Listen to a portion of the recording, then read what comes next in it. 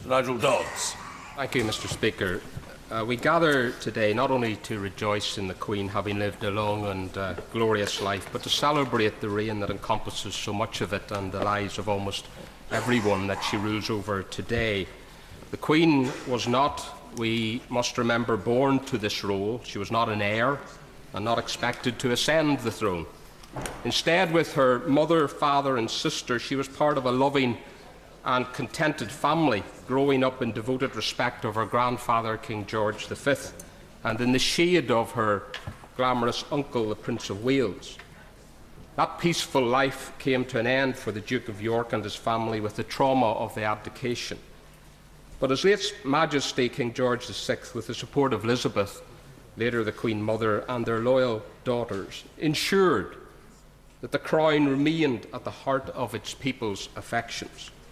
And together they embodied our will to defeat the supreme evil of living memory and win the war that ensured civilization and decency and democracy prospered rather than perished in Europe and across the world. Her Majesty, iconic and perpetual as she sometimes seems, isn't a symbol.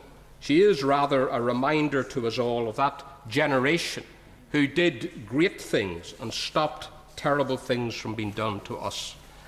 Our history, and it is a great one as a nation that we can be truly proud of, is not something that our Queen merely symbolises. It is one that she and her generation lived for us, and thank God she and they did. In deserved and romantic fashion, the Queen's life after the war saw a dashing young hero enter her life, and Her Majesty, in her choice of husband, has kept us all alert, invigorated and more than once amused. Their life together, rising on some 70 years, is a tribute to the character of both our Queen and the Duke of Edinburgh. Only yesterday we saw the wonderful picture of Her Majesty, the Prince of Wales, the Duke of Cambridge and the young Prince George, all together, continuity and change in one loving and beloved image. The gift of the Queen's long life includes seeing the future that assuredly lies in store. We in the Commonwealth she has done so much to sustain see that the crown rests on a sure line of succession and rests securely. In a country such as ours and the other realms over which she reigns, the crown the Queen wears embodies our unity. In my corner of this kingdom, Northern Ireland, it will never be forgotten how steadfast the Queen was in her support for and affection towards our afflicted province. I can personally attest, during my time as Lord Mayor of the great city of Belfast, to her compassion and concern for those affected by the violence. Those dark days are, we pray, over now, but Her Majesty's enduring interest and contribution towards peace in Northern Ireland continues.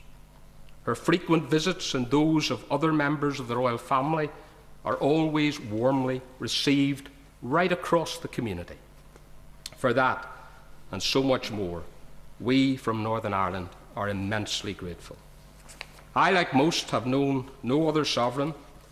We have been blessed through the generations to have one so dedicated to the service of our country and the Commonwealth.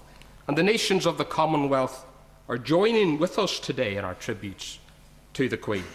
And the Commonwealth is, as we've been reminded, a powerful expression of the unifying and inspirational spirit of its great head.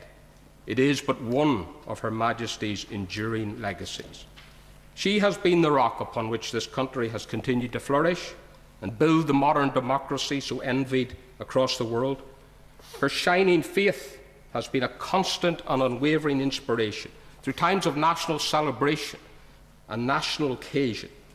And yes, in times of personal sadness, Her Majesty has exhibited the great grace that comes with great faith. We're thankful for the wonderful life that God has given us in His servant, Queen Elizabeth, and may He in His great wisdom and His great mercy be pleased to grant Her Majesty and we, her people, the continued blessing of having her reign over us for many, many more years to come. We wish her a very, very happy birthday, and together I join with others who have said, God save the Queen. Amen.